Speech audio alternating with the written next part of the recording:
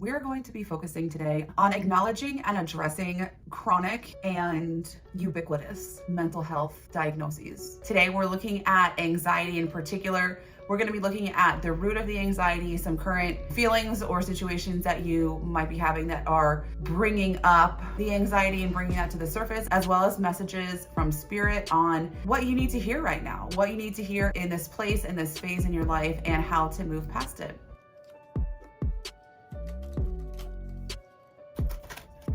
We're 5 cards in and got the first upright, so that's interesting. I definitely see some progress. Some progress, guys.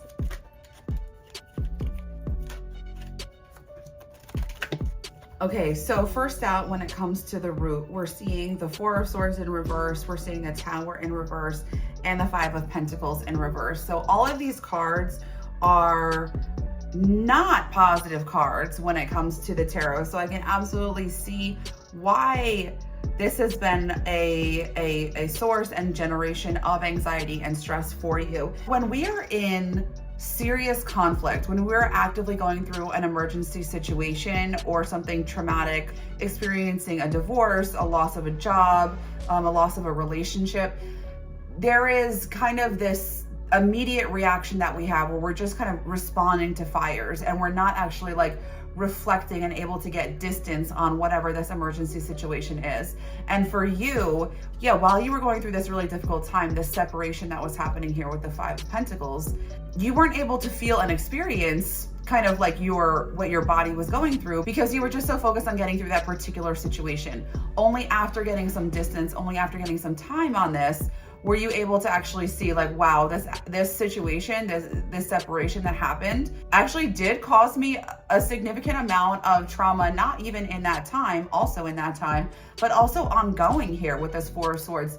You couldn't feel like you could relax. Something happened here, and I think it's specifically as it relates to the home. Something happened in your home life or in your personal life where you felt like you always had to be on guard, that you were always worried about, am I accepted or am I excluded from this group?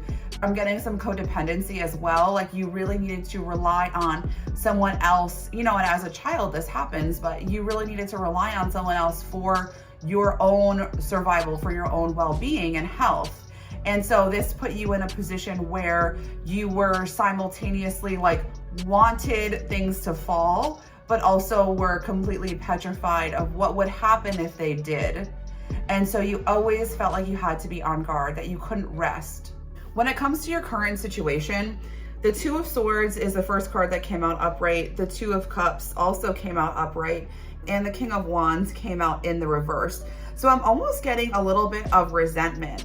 I don't know if you are resentful of someone else or someone else is resentful of you for trying to break out and be this King of Wands energy, for setting big ambitious goals for yourself, for trying to do different, trying to forge your own path. Spirit is acknowledging that you've absolutely made an effort in this area to do that, to branch out on your own and to be independent, to transcend this unhealthy codependent relationship that you had growing up. Romantic relationships have also been on your mind lately with this 2 of Cups energy. The King of Wands is someone who is like very independent. And then you have this 2 of Cups here, which is about relationships, partnerships, love interests. And so I'm seeing a conflict here with that. And with the 2 of Swords as well. It's almost like you have a vision for how you want a relationship to be. And if someone, while you're in a relationship with them, tries to help you in a way that you're uncomfortable with, you are not willing to go there. And so you push them away or otherwise refuse to see what they're pointing out to you. There have been people who have absolutely rubbed you the wrong way. And it's not because you're necessarily repulsed by those people. Like you might feel like, oh my God, like I can't stand this person. They're not evil. There are certain things that you're willing to address and certain things that you're not willing to address. And someone here has been trying to force you to grow or force you to see some areas where you could be supporting yourself and loving yourself more. And it's been a real struggle for you. It's been a real struggle for you. You have a certain vision for how you want a relationship to go. And if it doesn't look like this plus this, you're really not willing to give it the time of day.